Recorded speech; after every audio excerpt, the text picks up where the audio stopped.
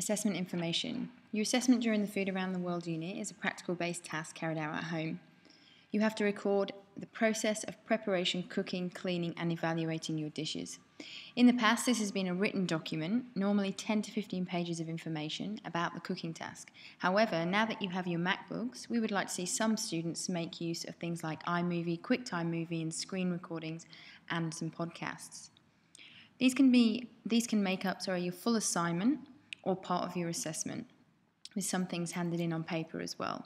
If you choose to make a movie, you must include all the text that might appear in your written document, i.e. the recipes, timeline explanations, and all of your evaluations.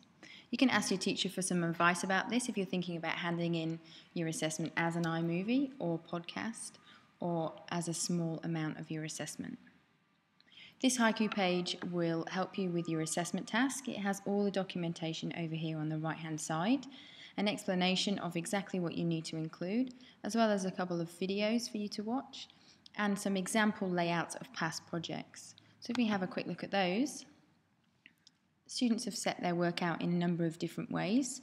Most of them are in a written format, and the pictures here display a couple of pages from one student's project.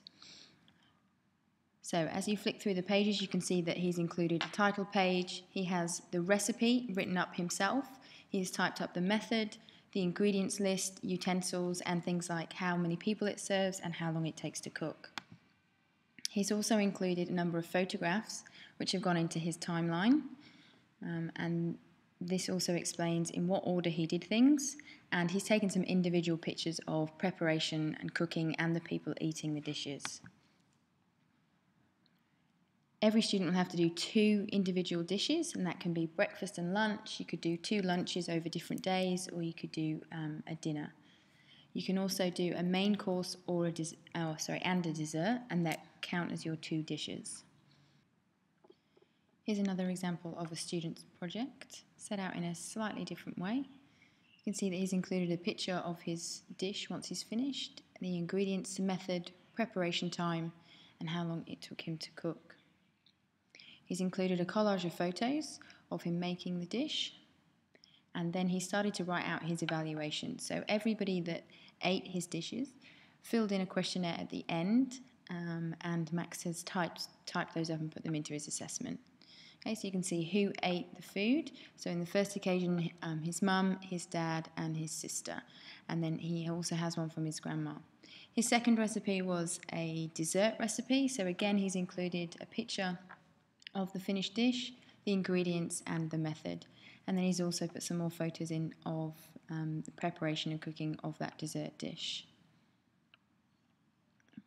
His timeline photos are set out differently, again with a little explanation underneath about exactly what he's doing in each individual photograph.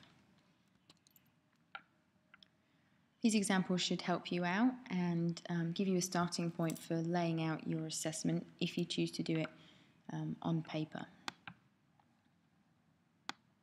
If I open up the documents on the right hand side, it goes into much more detail about what is expected of you in the task.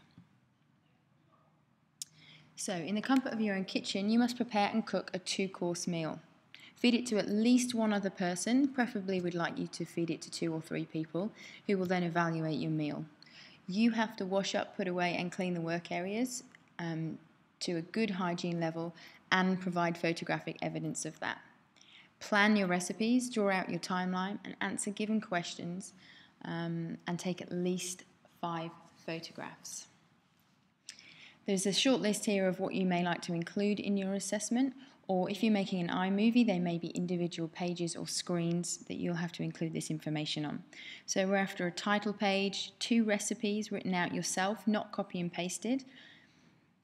You must state at the bottom of each recipe when you cooked it, on which date, and who you served it to. A timeline of events from start to finish, so some individual photos of you preparing and cooking the dish. An evaluation questionnaire for everyone who eats the meal. So before you cook, you need to have written up a number of questions for them to answer straight after they have eaten the dish.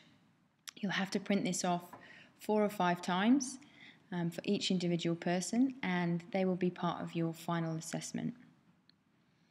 You need to include an A4 page of labelled photographs, which may well be on your timeline or as an individual page. Things that you need to think about. Organising a day where most of the family or friends are in to actually eat the meal and give you some good feedback. You can cook dinner on a weeknight and lunch and breakfast at the weekend. It doesn't have to be done on the same day. Cereal is not preparing and cooking meals. Putting an egg in a frying pan and serving it on toast doesn't include enough skills. However, scrambling an egg, adding some ham, seasoning, etc., and serving with some grilled tomatoes is a combination of a number of skills that is acceptable. A video clip instead of 5 photographs is also acceptable if you're doing an iMovie or a podcast, as long as it's easily played and it's been edited properly. The format and presentation of your assignment will be assessed, so it needs to be of a high standard. There are some other bits of documentation included on your HiQ page, and the evaluation sheet will give you a starting point as to what questions you might want to ask. So there's some example questions listed here. What did or didn't you enjoy about the meal? And you're really asking people to be honest about it. What parts did you like the most? What parts did you like the least? Did you enjoy the mix of ingredients? Could I have added anything to make it taste better? How did the meal look? How was it presented? And you might ask them to give it a rating between 1 and 5 or 1 and 10, and give them a key so they know which number represents which thing. So number 1, not very tasty or appetizing, right up to number 5 where it looked, tasted and smelt great. Now, as well as everybody else filling in an evaluation about what they physically ate, you have to complete a personal evaluation about your experience. On a separate sheet, you need to write out the following questions and answer them in full sentences. There are 10 questions here, and they all need writing up and go in as part of your evaluation.